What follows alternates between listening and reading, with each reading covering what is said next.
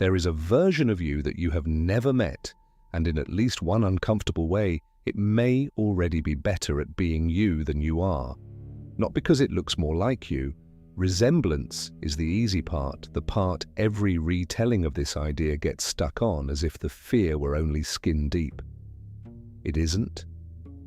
The harder part is this. Somewhere, a version of you could exist that never hesitates before answering to your name, never contradicts your history, and never needs you in the room to be accepted as real. You've probably felt a smaller version of this already and dismissed it as nothing. Someone describes a version of you from years ago that you don't recognize and insists it's accurate. A room repeats something you supposedly said, something you never said, and that remembered version becomes the one people repeat. For one uncomfortable second, you're not correcting a lie about yourself. You're competing with a version of yourself that isn't you, over which one gets to be real and losing. That discomfort has a name, one that shows up in places far older than the science fiction version of this story, or the modern identity theft version of it might suggest. Is called the double.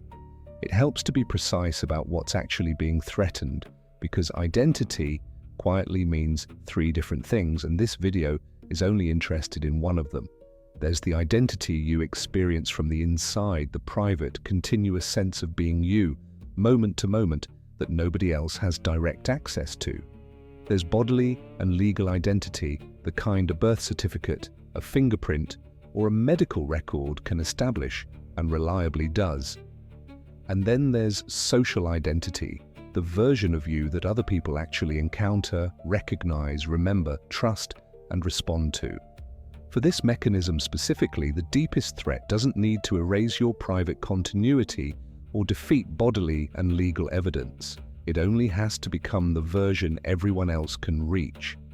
That also finally explains the opening claim that another version of you could be better at being you. It never meant better in any way that touches your inner life, and it never meant more authentic. You are, almost by definition, more complicated than any version circulating without you. Capable of changing your mind, capable of contradicting your own history, burdened by context nobody else was present for, hesitant exactly when other people expect a confidence you don't currently have. That complexity isn't a flaw in you, it's what makes you a person instead of an impression of one. The double doesn't carry any of that weight and doesn't need to. It isn't competing to be more truly you, it's competing to be more legible as you. Consistent, predictable, easier to read at a glance, better matched to whatever version people already expect to see. Legible isn't the same as accurate, and it certainly isn't the same as deeper. It's simply more convenient to recognize, and convenience can matter more, in practice, than most people assume it should. None of this is a mask being worn on purpose. Nobody here is performing a role they know is false. The double, on this account, is simply a rival that happens to fit the expectations already attached to your social identity more smoothly than the actual contradictory, context-bound person those expectations were built from in the first place. The instinct is to assume the threat lives in resemblance itself, the way a body might be replaced, or a role filled by someone more capable. That's not quite it. Resemblance alone is inert. Two strangers can look identical and pass each other for a lifetime without anything happening, because nobody around them is confused about who's who. What activates the threat is response. The moment someone who knows you treats the double the way they treat you, believes it, trusts it, extends the specific familiarity they reserve for you, resemblance turns into recognition. And recognition, once extended, turns into competition, because it isn't something you can take back by proving a point. It's something the other person decides to keep giving or stops. This also isn't the same as doubting yourself. Private self-doubt is something you carry alone, whether anyone else notices or not. The double doesn't require you to doubt yourself. It only requires everyone else to stop needing you, specifically, to be the one who's certain. Picture the shape of it concretely once, so the argument has somewhere to stand. You walk into a room where the double has already been received as you. Nobody there did anything wrong. They simply responded to what was in front of them, the right name, the right familiarity, the right expected behavior, and by the time you arrive, the room has already decided who it will recognize as you. That decision didn't need you present to be made. This is already happening in smaller, quieter versions, without any literal double involved. There's the version of you that lives in someone's memory, assembled from a handful of moments, edited by time, occasionally more flattering than the truth and occasionally less, and almost entirely outside your ability to correct. There's the version that exists as reputation, the account of you that circulates in rooms you're not in, built from second-hand impressions that can grow, harden, or reverse without your knowledge. And there's the version that gets there before you do, an outdated bio, an old post, a professional profile that keeps circulating and gets treated as current, introducing you to people who meet that version before they meet you. It answers for you, it sets expectations you didn't set. By the time you catch up to correct it, it's already done its work. None of these are lies exactly, they're partial, second-hand, sometimes more powerful than the intentions that produce them, and they function. People act on them. Relationships continue or end because of a version of you that you never fully authored. What the double adds isn't a new vulnerability, it's a concentration of an old one. Instead of dozens of partial versions scattered loosely across different people's memory, there's one coherent, competing version of your social identity, capable of acting, speaking, and being recognized directly instead of merely existing at the margins. And once a version of you can act, the terms change completely. It can accept invitations meant for you, hold opinions attributed to you, be trusted with something you were trusted with, simply because trust, once extended, doesn't always check credentials twice. It can inherit your history the moment enough people believe it belongs to the same continuous person.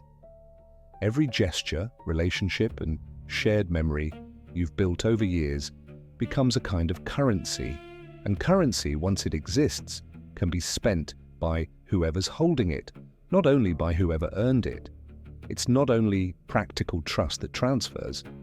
Emotional weight does too. Someone can occupy the emotional role you held in another person's life, the one who reliably shows up, the one whose opinion mattered without that person consciously deciding to replace you. The position doesn't require your permission to be refilled. It only requires someone convincing enough to occupy the shape you left. Think about how much trust actually gets re-earned versus simply carried forward. A colleague vouches for someone based on years-old context. Without re-verifying, it still applies. A relationship continues on the momentum of who a person used to be, not who they currently are. None of that requires deception. It only requires a second version willing to draw on the same account. Back in that room, by the time you arrive, the double isn't just being recognized. It's already spending a currency it never had to open an account for. This is where Dostoevsky's own account of the idea sharpens the point. In his novella The Double, a low-ranking clerk meets a version of himself who is, in every practical sense, more socially capable than he is, more confident, more liked, better at the exact performance of daily life the original struggles with. The novel never quite lets you be sure the double is real, or only ever real inside the clerk's own unraveling perception, and that uncertainty doesn't soften the horror, it sharpens it. Either way, the people around him seem to take to the copy, and nobody in the room is keeping score of why. That's the shift worth sitting with. The competition was never about which version came first. It's about which version performs the social identity more convincingly to the people whose belief that identity actually depends on. And once you put it that way, the double stops requiring a literal double at all. Every time an outdated account, a reputation, or a professional image built for an audience that never meets the person behind it gets treated as more current or more trustworthy than the person who built it, the same competition is already running. So the natural question becomes, who decides? If a convincing enough version competes for your position, who has the authority to say which one is legitimate? It's tempting to think this gets settled by simpler things, a birth certificate, a fingerprint, a medical or legal record. And it's worth being honest about what those actually do. They're not powerless here. A record can establish which body is continuous with which history. It can document reliably who arrived first, who holds the legal claim, who the historical facts support. That's not nothing, and this argument isn't pretending otherwise. What a record can't do is force anyone to trust, prefer, remember, or emotionally recognize that documented person as the one who matters. Legitimacy on paper and legitimacy in a room are not the same currency, and only one of them was ever actually in question here. You could hand someone your birth certificate and watch them keep looking past you toward the version they'd already decided to believe. The record would be accurate. In that room, it would also be beside the point.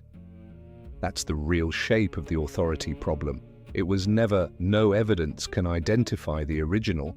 Evidence can do exactly that, cleanly, and usually will. The problem is that evidence identifying the original doesn't automatically restore the original's social authority. Those are two different achievements. Only the second one was ever what the double was contesting. Play the room forward one step further, because this is where the abstraction becomes concrete. Say you finally do produce the record, the birth certificate, the shared history, whatever proof happens to be available. The room looks at it. The room may even agree, yes, this is the documented original. Nobody disputes the paperwork.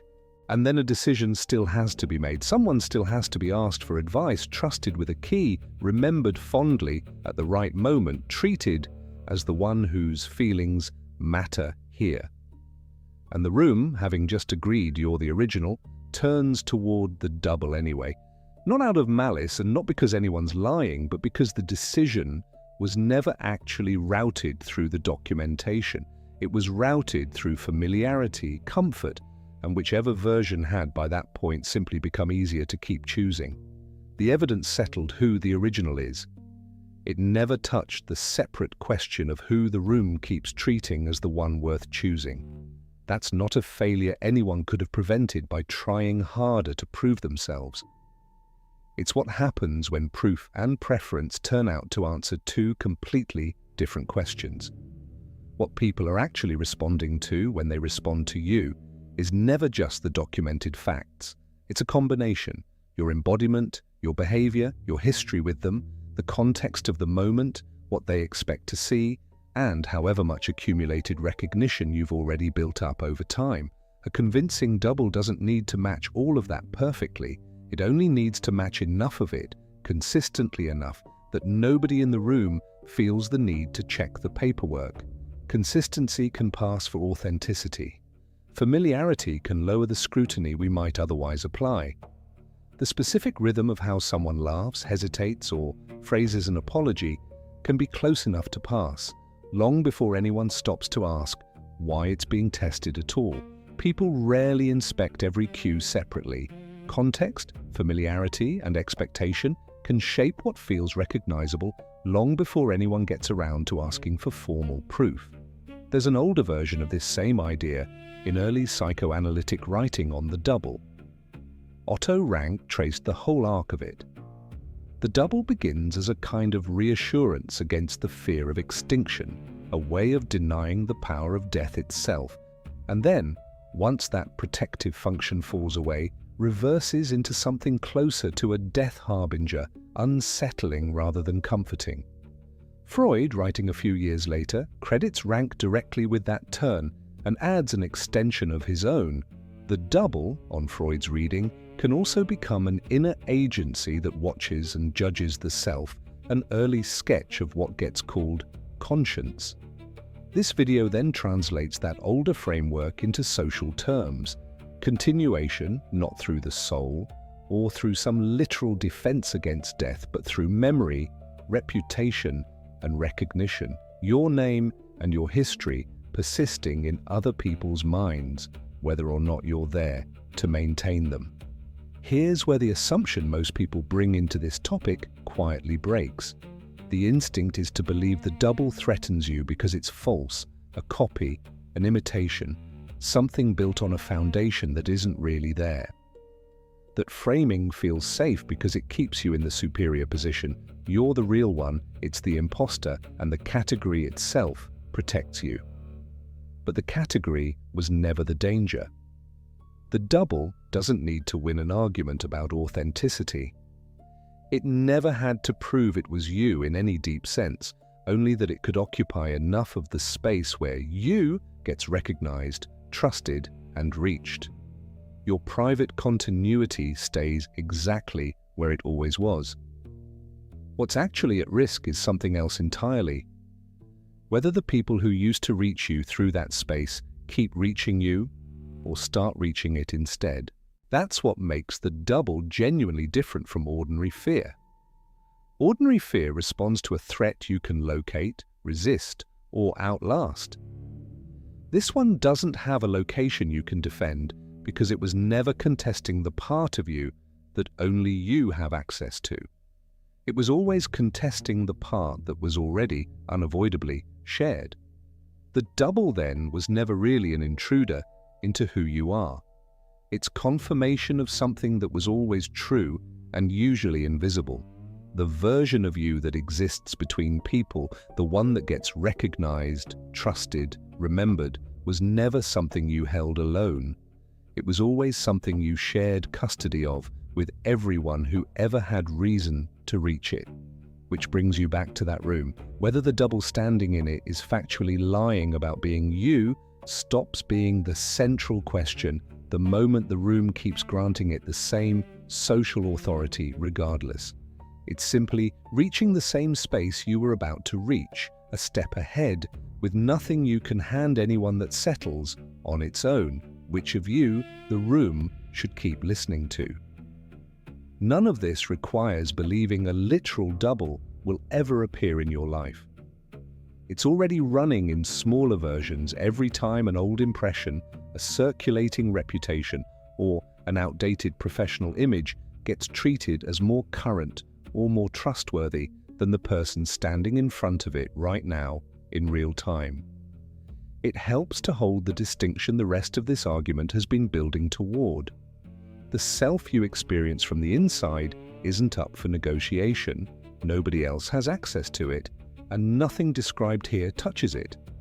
What's negotiable, constantly, without asking your permission, is the version of you that exists between people, the one built out of memory, reputation, and everyone's accumulated willingness to keep recognizing you as you.